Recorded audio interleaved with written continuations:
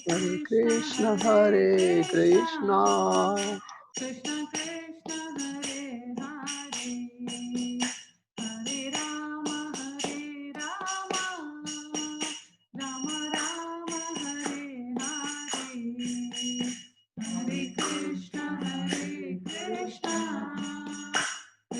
Krishna, Hare Hare, Hare Rama, Hare Rama, Rama Rama, Hare Hare, Hare Krishna,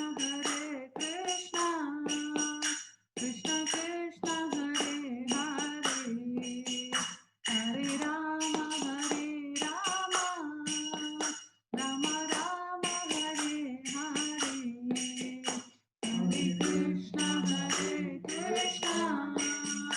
Krishna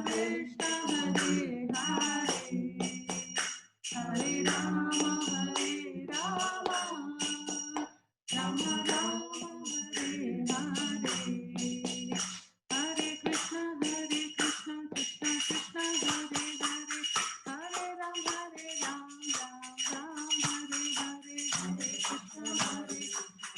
Krishna, Krishna Krishna, Hare Hare, Hare Ram, Ram Ram, Hare Hare, Hare Krishna, Krishna Krishna, Hare Hare, Hare Ram, Ram Ram, Hare Hare, Hare Krishna, Krishna Krishna, Hare Hare, Hare Ram, Ram Ram, Hare Hare, Hare Krishna, Krishna Krishna, Hare Hare, Hare Ram, Ram Ram, Hare Hare, Hare Krishna, Krishna Krishna, Hare Hare, Hare Ram, Ram Ram, Hare Hare, Hare Krishna, Krishna Krishna, Hare Hare, Hare Rama, Hare Rama, Rama Rama, Hare Hare, Hare Krishna, Krishna Krishna, Hare Hare, Hare Rama, Hare Rama, Rama Rama, Hare Hare, Jaya Prabhupada, Jai Prabhupada, Prabhupada, Jaya Prabhupada, Prabhupada, Jaya Prabhupada, Prabhupada, Jaya Prabhupada, Jaya Jaya Prabhupada, Prabhupada, Prabhupada, Jaya Jaya Prabhupada,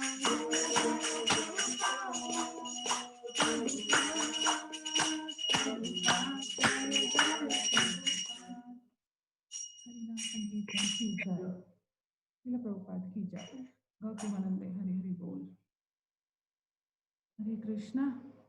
Welcome all of you for the Sunday class again, once again. Voice is slow, Mataji. Okay, is it better now, Prabhu? Prabhu, is this better? Yes, Mataji. Okay, thank you. So today we are going to see Shloka 7.17 and 7.18. So we can read the Shloka. So this is Shloka 7.17. Tesham jnani nityayukta eka bhaktir vishishyate priyo hi jnani notyartam aham sacha mama priyaha. Tesham jnani nityayukta eka bhaktir vishishyate priyo hi jnani notyartam aham sacha mama priyaha. Tesham jnani nityayukta eka bhaktir vishishyate priyo hi jnani notyartam aham sacha mama priyaha. Translation and purport by Srila Prabhupada. Jai Srila Prabhupada. Translation: of these, the one who is in full knowledge and one who is always engaged in pure devotional service is the best, for I am very dear to him and he is dear to me. Purport: free from all contaminations of material desires, the distressed, the inquisitive, the penniless, and the seeker after supreme knowledge can all become pure devotees. But out of them, he who is in knowledge of the absolute truth and free from all material desires becomes a really pure devotee of the Lord. And of the four orders, the devotee who is in full knowledge and is at the same time engaged in devotional service is, the Lord says, the best. By searching after knowledge, one realizes that his self is different from his material body, and when further advanced, he comes to the knowledge of impersonal Brahman and Paramatma. When one is fully purified, he realizes that his constitutional position is to be the eternal servant of the God. So, by association with pure devotees, the inquisitive, the distressed, the seeker after material amelioration, and the man in knowledge all become themselves pure. But in the preparatory stage, the man who is in full knowledge of the Supreme Lord and is at the same time executing devotional service is very dear to the Lord. He who is situated in pure knowledge of the transcendence of the Supreme Personality of Godhead is so protected in devotional service that material contamination cannot touch him. We will go through the next shloka also and then we can discuss. 7.18 shloka. Udaraha sarva evaite jnanitva atmaiva vimatam astita sahi yuktatma mam evanuttamam gatim. Udaraha sarva evaite jnanitva atmaiva vimatam astita sahi yuktatma mam evanuttamam gatim. उदारः सर्व एवैते ज्ञानित्व आत्मैव मतं आस्तितः स हि युक्तात्मा माम evanuttamam gatim. Translation: all these devotees are undoubtedly magnanimous souls, but he who is situated in knowledge of me, I consider to be just like my own self. Being engaged in my transcendental service, is sure to attain me, the highest and most perfect goal. Purport: it is not that devotees who are less complete in knowledge are not dear to the Lord. The Lord says that all are magnanimous because anyone who comes to the Lord for any purpose is called Mahatma or great soul. The devotees who want some benefit out of devotional service are accepted by the Lord because there is an exchange of affection. Out of affection, they ask the Lord for some material benefit, and when they get it, they become so satisfied that they also advance in devotional service. But the devotees in full knowledge is considered to be very dear to the Lord because his only purpose is to serve the Supreme Lord with love and devotion. Such a devotee cannot live a second without contacting or serving the Supreme Lord. Similarly, the Supreme Lord is very fond of his devotee and cannot be separated from him. In the Srimad Bhagavatam, the Lord says, Shloka 9th Canto, 4th chapter, 68 Shloka, the Lord says, Sadhavo hridayam mahyam, sadhunam hridayam tvaham, mat anyate na jananti, naham tebyo managapi. The devotees are always in my heart and I'm always in the hearts of the devotees. The devotees does not know anything beyond me and I also cannot forget the devotee. There is a very intimate relationship between me and the pure devotees. Pure devotees in full knowledge are never out of spiritual touch and therefore they are very much dear to me. Hare Krishna. So it's a very nice shloka. We'll see both the shlokas, but before we go to our discussion, let's do our invocation prayers.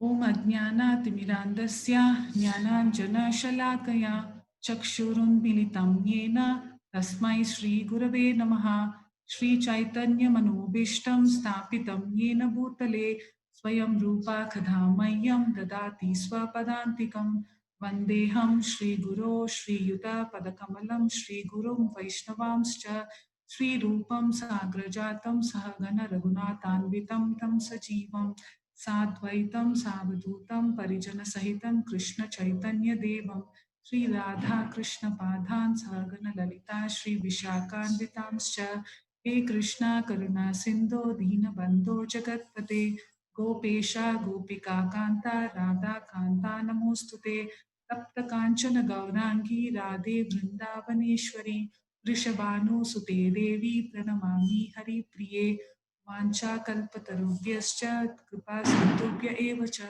पतितानां पावनेभ्यो वैष्णवेभ्यो नमो नमः।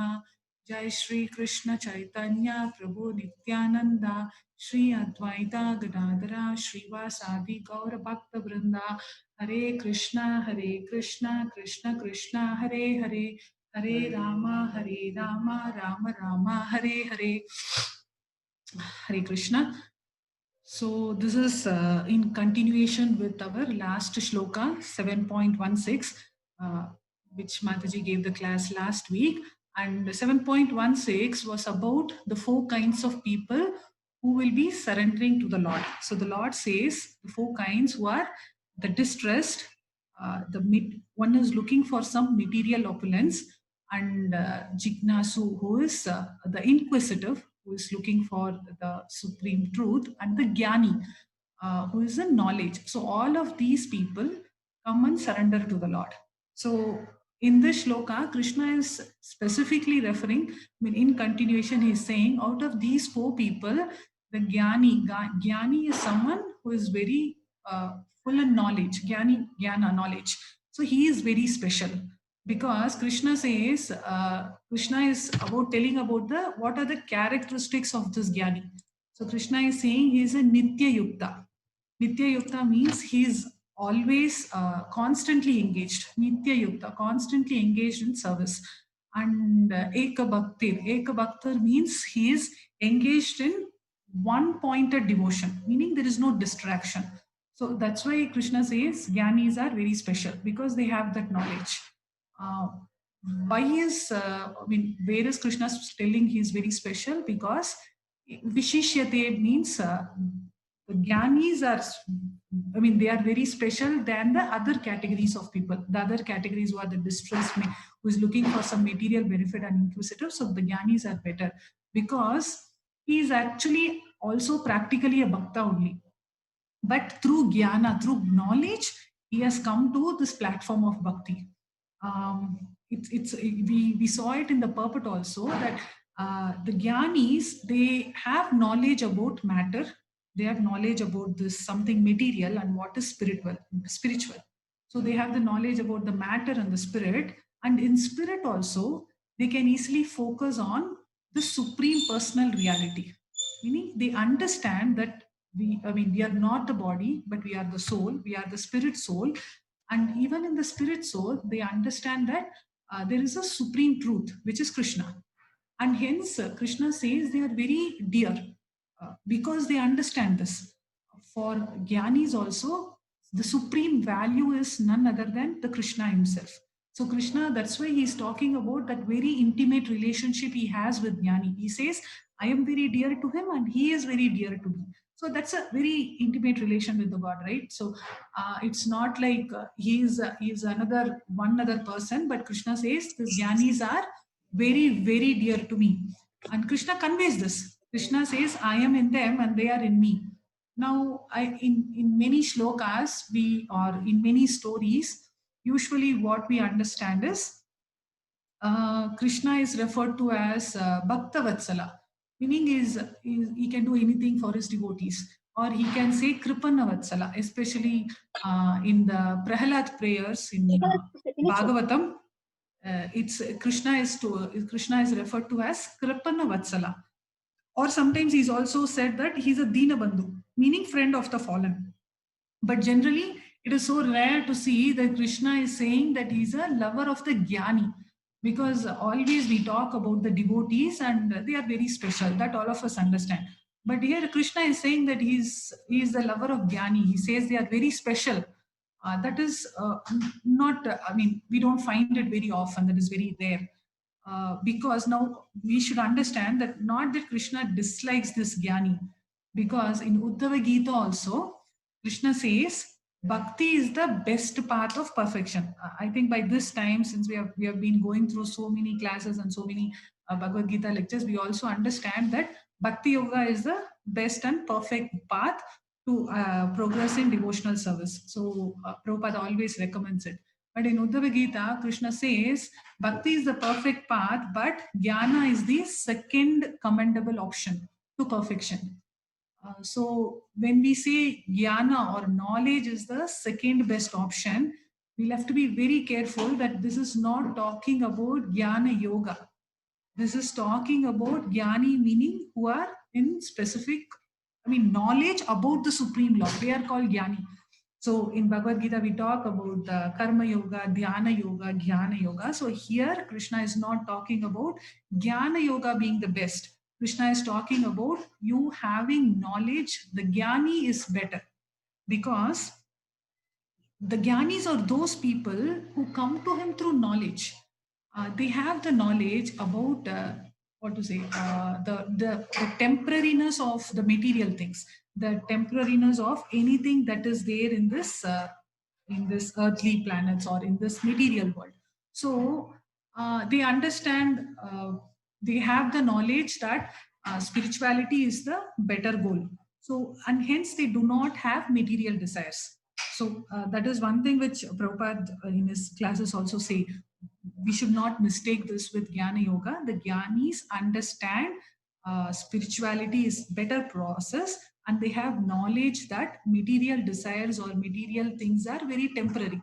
So they do not have the selfless desire. They have knowledge that they want to achieve or attain Krishna or achieve devotional service towards Krishna. So they are not attached to material things. They are not attached to that puffed up knowledge. They have knowledge about the spirituality. So they want to understand, or since they do not have any selfless desire, um, how do we say, so even if they ask for something and they don't get it, first of all, they do not have desire, so they are not in the fear of falling down, because their desires are not selfish. Their desire is to approach Krishna, so they are on the right path, but their path is through the knowledge. So they understand that realizing Krishna is the highest truth, and there is nothing higher to it. So that knowledge is very great, right? So in that way, they also start devoting themselves to approach Krishna. Krishna says, Chaturvidya bhajante mam. That's what we saw in Shloka 7.16. So through this devotional service, bhajante mam, they start realizing Krishna, and they start devoting themselves in undeviated devotion. That is what is Eka Bhaktir. And then they make Krishna their topmost goal. So generally it is actually good, because when we also practice bhakti, if we also, the knowledge is very important, right? Because we understand, so many people say, we hear from the devotees, but rather than the impersonal truth or the impersonal jnana, when we get the knowledge about the Lord, when we get the knowledge about how glorious is the Lord, his pastimes, or the knowledge about the acharyas or the knowledge about the devotees of the Lord, then it is easier for us to progress steadily. That is a key point that we will have to derive from this particular shloka, because we need not have to be jnana mishra bhaktas, they say. It is not like we can recite any shlokas, we can recite all the Vedas, we are into Vedanta. No, it's not like that. We understand the glories of the Lord, we understand the glories of the acharyas, we understand how nectarian is Krishna's pastime, how how sweet is the Lord towards his devotees. So that is the knowledge which will help us to increase our devotion towards Krishna. So that is why Gyanis are very favorable, because when we do that, it's very, our knowledge is more grounded, our bhakti is also more grounded, and it is easier for us to progress. So in this context, there is a nice story or a pastime, I would say. Uh, this is given by in one of Srila Prabhupada's lecture, because Prabhupada quotes the story. Uh, Prabhupada clearly says that the distressed people and the people who come for some material benefit to the Lord, they have the danger of falling off. Sometimes we all understand Krishna gives us what we need, Krishna knows what is good for us. But if we don't understand that, and if we go and ask something to the Lord, and sometimes it doesn't happen, then these people, they have the fear of getting dropped off. They lose their connection. But and also even the inquisitive people, they have, I mean, if they get into the impersonal direction, then there is that possibility of getting fallen. But the Gyanis, since they, as we discussed so far, since they have the knowledge that Krishna is the highest supreme, they will definitely stick on to this path. Um, the story which Prabhupada quotes in this topic is, Narada Rishi comes to Lord Narayana and he's very happy. He says he has just visited different holy dhams like Sri Rangam or Tirupati or other places where there are so many devotees. We know, I mean, let's exclude Corona time now. Otherwise, any temple, these temple you go, be it your Sri Rangam or Jagannath Puri or your Tirupati, is always crowded. Especially whenever we have been to Tirupati, there is never a day that the place is not crowded. So there are so many devotees. And Narada Rishi is saying that he's very happy that so many people are coming to see Lord Narayana. And I mean, soon they will all be seen in Vaikuntha because they are all bhaktas, right? They have all come to see Narayana and they really want to come to the Lord because that's why they have all come to see. So he says, I saw so many people, my Lord, and soon we would see so many of your devotees coming back to you, back to Vaikuntha. It's so nice to see them. So Lord Narayana smiles at him and says, oh, is that so? Let me also, I mean, let's do a check. So he tells he tells to Narada Rishi, just go and ask a person and then ask him to come back to Vaikuntha. So Narada Rishi says, okay, I'm sure because we all go there. Who are these people there? So either they want something from the Lord or they have their own prayers why they have come and visit, or they are feeling very, I mean, they have something bothering them and they want some peace of mind. So they are coming to the temple, or somebody just loves the Lord so much and that's why they have come to the temple. So Narada Rishi says that, okay, if I give them an opportunity that, yeah, you can directly come and meet the Lord, why will they not? So he goes and he asks a small boy there that, hey, how are you? And so nice to see you in the temple. And then he says, oh, I'm so happy to see you. So he also pays obeisance. And then he says, why have you come here for the temple? What's the special occasion? He says, no, next month my exams are due. So I want to put my petition to the Lord that I have to score good marks. So who else to go and ask for? So that's why I have come to meet the Lord. And the Rishi says, oh, very nice. So I'll give you a better opportunity.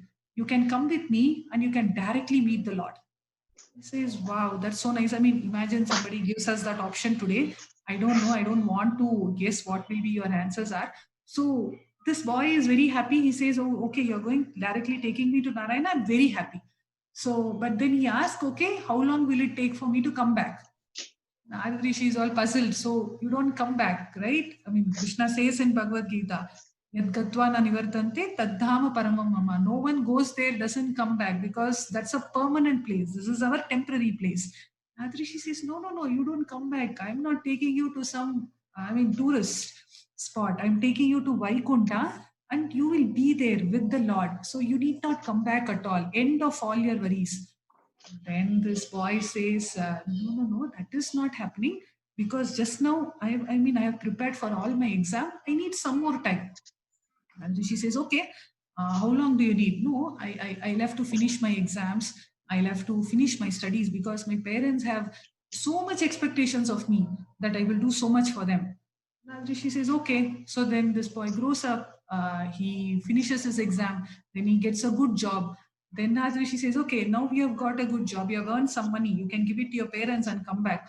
No. So just now I have started earning. They have struggled for so long with me, for me, my parents. So it's my turn to take care of them. Rishi says, okay.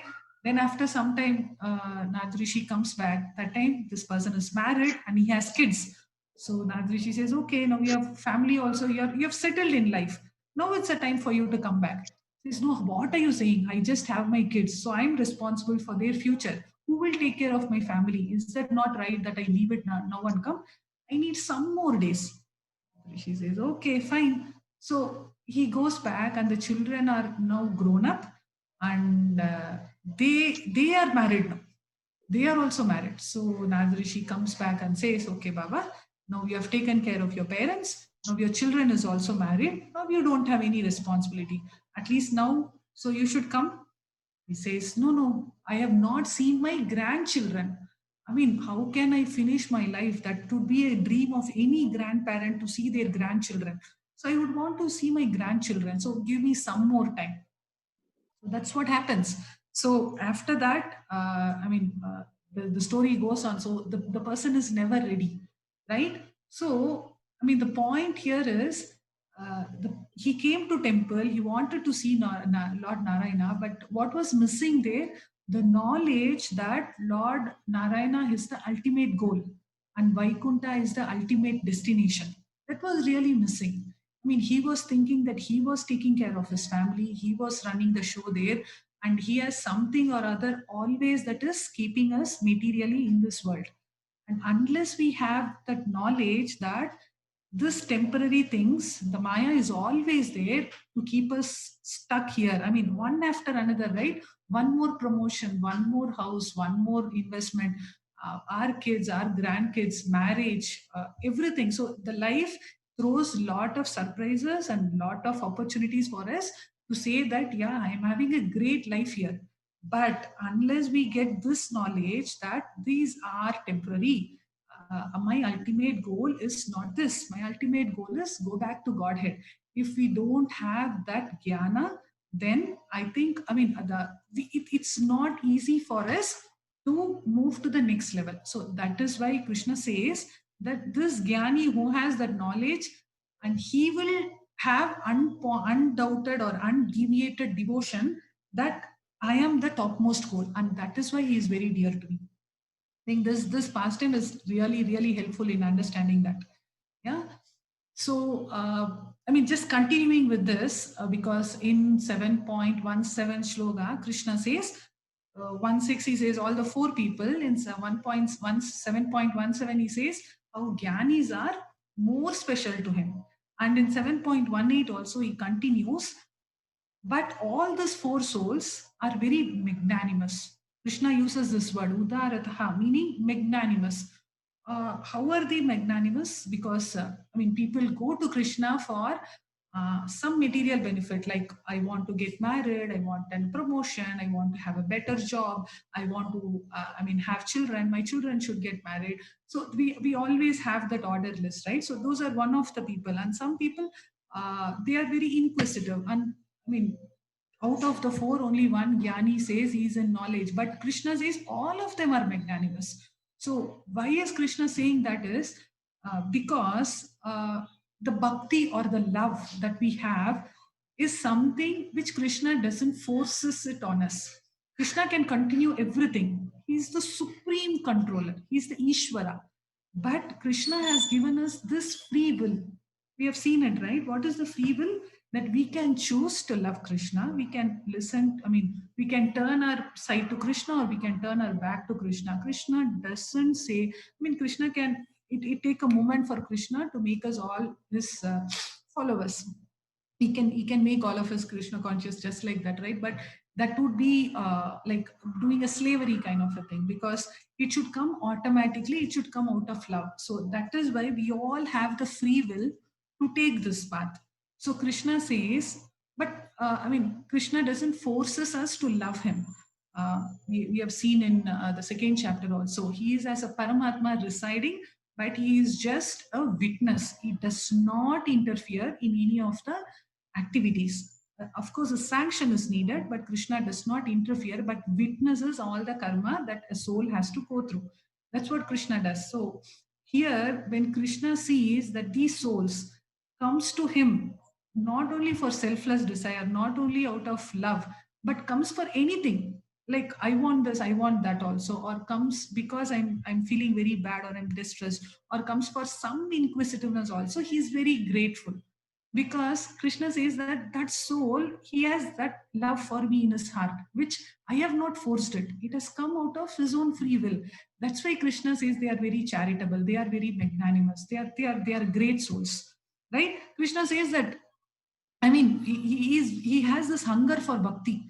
I mean, if he sees a little bhakti in someone, I think we have so many times we have seen it. You see that Jagannath with a big eyes, he sees for very small thing you do, and he takes this as a very big deal. So, I mean, that's why we also saw it that Krishna is a Bhakta Vatsala. So, any small thing that is done, Krishna feels okay. I am not forcing it on the soul, but out of his love, see, he loves me so much. That's why he has come to me for this. I mean, he likes me so much, so that's why he wants that. So that is why Krishna calls them. All of them are great. All of them are magnanimous. Yeah, so that's why he feels grateful about it. He feels that these soul are called Mahatmas. In Prabhupada mentions this, that all these four souls are called Mahatmas. Why? Because see, for example, we see so many people, they have like I mean, some people think that okay, it's just sheer luck that they are born in a good family. They just study, they finish it, they earn, and they do their routine. The the uh, the part that the Lord plays in their life is almost nil. So those people are not called Mahatmas, because they are just doing their, they are just spending their karma. They are what do we say, so uh, they are just ordinary people who are burning their karmas. But there are some people, I mean the devotees especially, they've built some relationship with the Lord. With the bhava, the rasa, they treat Lord as Lord himself, they treat Lord as a friend, they treat Lord as someone who can just listen to them. So they wake up early, they engage in some seva, do something for the Lord, or offer a small thing, or do an arati, or offer a flower, or just pay obeisance to the Lord. Even that much, they think, okay, there is a person in my life who plays an important role, and he is my sanctioning authority, he is the authority here. So those people are called Mahatmas. Because I mean, even if they are happy, they think it's because of the Lord. Even if they are distressed, they think, okay, the Lord will help me. Even if they need anything, they'll go back to the Lord. So the devotees who have some relationship with the Lord are called Mahatmas. So that's why Prabhupada in the purport or in the shloka, even Krishna says, these four people who think that Krishna or me is part of their life, be it for anything, they are called Mahatmas. That's why they are very special. But one caveat here is we should not take this for granted, because I was hearing one lecture from Solinas Jay Patak Swami Guru Maharaj. So he says that people who are living in a dham, they think, I mean, they don't feel the speciality of that place. They don't feel that, I mean, not everyone, but some people, they don't feel that it's very special.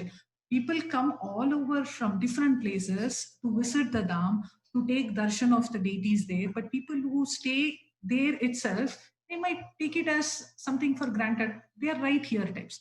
So, for example, he gave an example saying people who stay near Ganga need not take bath daily. But for us, if we have to go in Ganga and take a holy dip, there are so many people, right? At least in India, so many people who believe that one dip in Ganga in their lifetime, all their sins are eradicated. So that's the belief we have.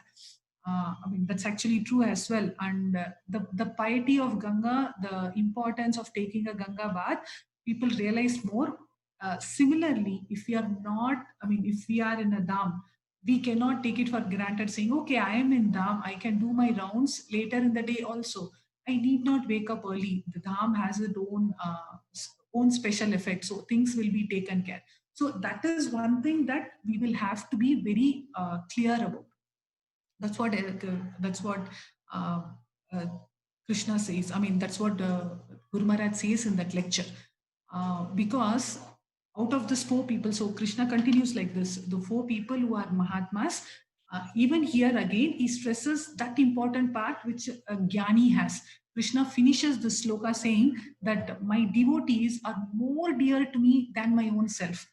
We all understand, right? Krishna can do anything for his devotee. I mean, one famous, at least what I remember right now, is Krishna can break himself his own promise also. When uh, to save Arjuna, Krishna was almost picking the chariot wheel and throwing, I mean, was about to throw it when Bhishma was constantly shooting the arrows on Arjuna. And Krishna was not bothered that what will people think if I break my own promise, what will they call me. No, he was not worried. His one point was, I will have to save my devotees. So that's what Krishna says here, that my devotees are more dear to me than my own self. And is out of these four people who come to me, they are all Mahatmas, but Gyanis especially, who understands that I am the Uttama, Anuttama, the topmost goal. The Gyanis understand that, and hence he is very, very, very dear to me. That's what the shloka says.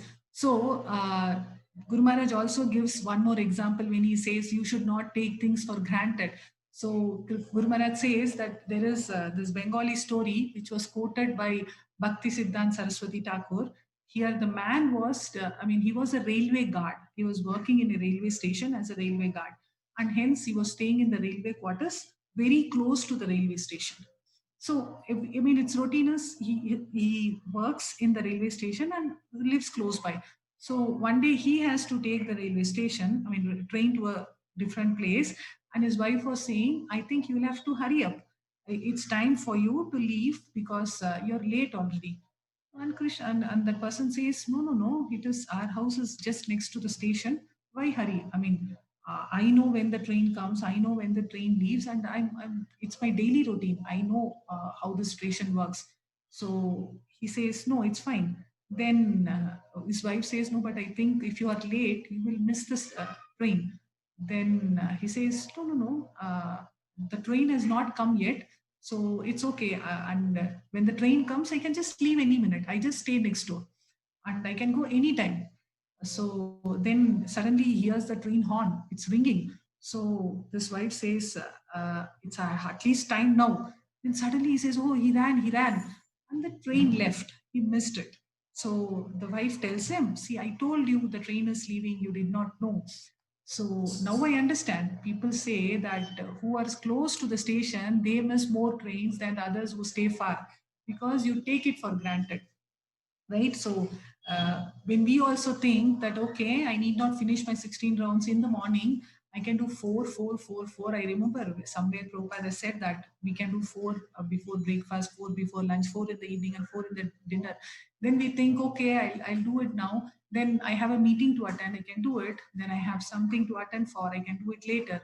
Okay, why visit Holy Dham now? I have some more years to live, so I can visit later. So, why hurry reading Prabhupada books? So we can always have time. We will do it later. I have some important work to do, important meetings to attend, time to spend with family, time to spend with kids. We all have excuses. We always think there is always time to do this later. Why hurry so fast? Spirituality, yeah, you can do it when you are retired. When we are retiring, we don't know. So people say that, we just don't know when the death will come because we don't know the schedule of the train, right? The train can come, the train can leave. So it doesn't wait for anyone. It has its own schedule. So all of us, we don't know how much time we have. We don't know when our train will arrive. We don't know what is the schedule, but it's a time for us to prepare. Yeah, for some people train comes early, for some people train comes late, just that we don't know the schedule whether it is early or late. So it's a thought for us to know that when should we prepare. Yeah. So what is the time for us to prepare? And I don't know. It's now. So they say, right, subhasya sikrasya. So any auspicious thing that has to be done immediately. We need not have to postpone that. Yeah. So how do we understand this? Because all of us need to be prepared. So this shloka tells us that yes, bhakti yoga is the best, but gyanis who are having those knowledge about the absolute truth are very dear to Krishna. So when we say gyanis, the knowledge that we get, so that's what Srila Prabhupada also says. Srila Prabhupada has been stressing right from the beginning that his books are the basis. He always says that we'll have to distribute books, we'll have to read Prabhupada books. By reading Prabhupada books, we understand what is Krishna consciousness, how important it is, and it is useful for us to know how great is this process is. Thanks to Prabhupada, that thanks to his books, that we have got it so easily. that we have got this knowledge, but unless we utilize it, we understand the struggle that Srila Prabhupada has gone through to give this knowledge to us, it is not possible for us to preach it to others. Yeah, so because we'll have to preach it to others, right? That is the biggest seva that we can do, by giving this knowledge to others, telling that Krishna is the Supreme Personality of Godhead. I mean, it is our duty to tell them that Krishna consciousness is the most sublime method to achieve the path of Bhakti Yoga. So the first point is that we will have to read. I know, so all of us had this book distribution month, and we all did our small part in it. And year on year, we have been doing this from the temple, from the center. That's a big thing. But Prabhupada has stressed that it's not only for distribution. People are so geared up to distribute Srila Prabhupada books. That is there probably in the ISKCON culture. But how much of us are reading Srila Prabhupada's books, taking this knowledge to ourselves? Do we dedicate some time to gain this knowledge? I mean, quoting the same point again, not to become Jnana Mishra Bhaktas, not to get puffed up with the knowledge, saying, no, I have the knowledge, I have read all of it. No, how much of it is something which we have realized it? How much of it is, telling that, okay, I want to become dear to the Lord. I want to become a servant of the Lord, or the servant of his devotees. I want to dedicate so much time. Sorry, there was some echo. Okay, so this giving books, even in this lecture, Guru Maharaj quotes that as devotees, we are doing a great service by giving this knowledge to others, because all of us want to be dear to the Lord, right? Krishna says, whoever has this knowledge is dear to me, and whoever is preaching this knowledge is more dear to me. So that's very simple for us to become dear to the Lord.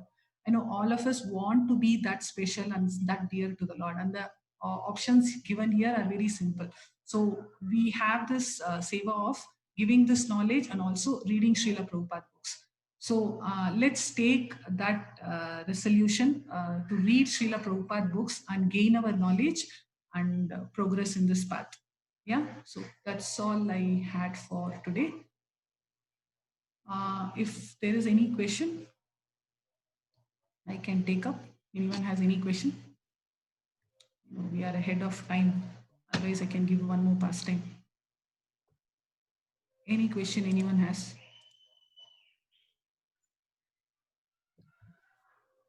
Hare Krishna, devotees can unmute themselves and can raise their questions, or they can raise their hand and we can allow them to speak.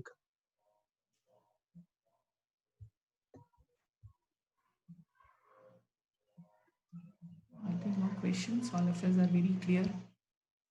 Yeah, I think it is clear, Mataji. So you can tell the pastimes which you want to share. Yeah, sure, Prabhu. So I think we have discussed the story, but this again suit this context. So it's nice to hear that when Krishna says that anyone who comes to him are very good devotees or very magnanimous, and Krishna appreciates that. Krishna is like, overwhelmingly affectionate towards them. So Krishna says, once Lord Narada Rishi goes and asks the Lord, who is your dear devotee, who is very dear to you? So Krishna understood the intention that probably Narada expected Krishna would recite his name, because of course we all understand Narada is the greatest devotee of the Lord, and Krishna was playing, conveying something through Narada to us, right? So Krishna says, okay, I will tell you the answer to this, but I want you to go and meet one person who stays in the earth. So he shows one person, and Narada comes. This person, he wakes up in the morning. He has his daily routine. He wakes up in the morning and does his morning duties, helps his family, helps his wife to take care of the children, drops children to the school, and then comes back. He has his altar. He pays obeisance for a minute, and then he goes to the office. So Narada was seeing it. He did not feel anything special about this devotee so far yet, and he goes to his office, he has his daily routine, and then after coming back, he watches sometime TV with his kids, plays with them, and then his day is done, takes food, and he sleeps. Narada did not find anything special in this devotee. So he was thinking, okay, probably today was not an usual day. So let me watch him for one more day. So next day also, he wakes up, he has his daily routine, he does all of it. And after taking bath, he pays obeisance to the Lord. And then he gets ready to office, drops kid, goes to office, does his work, comes back. So his routine was normal. So Narada did not understand what is so special about this. Why is Lord asking me? So he has been watching this person for last 4 5 days, and absolutely no difference. So the whole week goes on like that. Sometimes he gets super hectic at work. He has day long meetings and all. Sometimes he comes late, and then he finishes. He is like any normal. So called normal for us. He does his normal duties. So, playing with the kids or going to office or helping his wife, normal family life he's handling. So, Narada goes to the Lord and says, sorry, Krishna, you wanted to show him something, or probably that's not the right person. Krishna says, no, no, that's the right person. What did you understand? Narada says, no, no, he was a very normal person, and probably a minute or two he just paid obeisance to you. So, I did not understand. Can you explain me? And then Krishna says, okay, I'll definitely explain you. But before that, I have a request for you. He said, okay. Then Krishna, takes a bowl and fills it with oil to the brim and says, okay, can you go take a pradakshina of, he shows a place of pradakshina of this place. The only caveat is even not a drop of oil should fall. That's the only request. You carry this in your hand, you take one round and just come back to me. Not even a drop should fall. Narada says, okay, Lord's order, I'll obey it. So Narada was taking that oil, and then he took the pradakshina, was very, very, very careful. And yeah, he had his own anxiety, he had his own tensions that not even a drop should fall. And it was like eternal things for him, because to complete one round, he was feeling like, okay, when will I finish it? Let me finish my task. And then he finishes it, he comes back to Krishna and say, okay, now I have done that. At least now can you tell me, why is that person so special for you?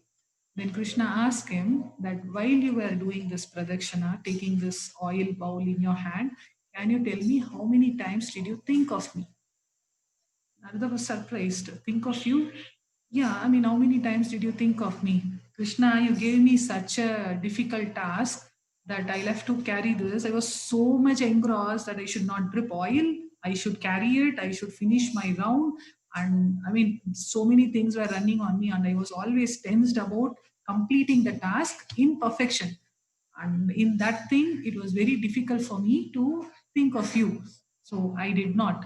So Krishna says that's exactly why the devotee is very special, because he is in samsara, right? So he has his family life, he has his office to take care, he has his parents to take care, he has to help his wife, he has to take care of the work, family, so many things that he has to take care. In spite of all this, he gives me that moment. He gives me that moment where he pays obeisance and say thank you. He recognizes, he gives me that minute. So that is why he is very special.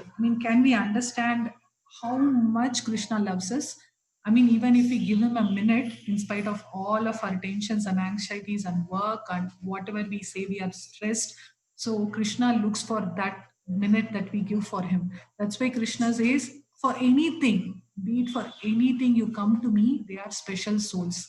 So, Krishna is looking for us. We say, right? It's said, right? We take one step towards Krishna, he takes 10 steps. He is more hungry for our bhakti. He is more than eager for us to come back to him than all of us are.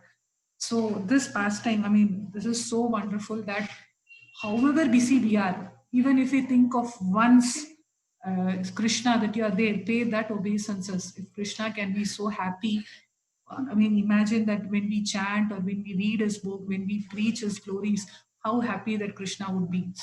So, I mean, it is about showing the, I mean, how magnanimous is the Lord is, how, I mean, how dear the devotees are to him. So there is no better person to love than Krishna himself. So that's the pastime we wanted to share. Thanks, Mataji. It was a wonderful pastime. And thanks for your wonderful session. It was truly enlivening. Any devotees, if they have any questions, so this is the last chance that they got. I think no for them. And Okay. I would like to thank all the devotees who are assembled in Surbhikund Center for the wonderful kirtan at the start.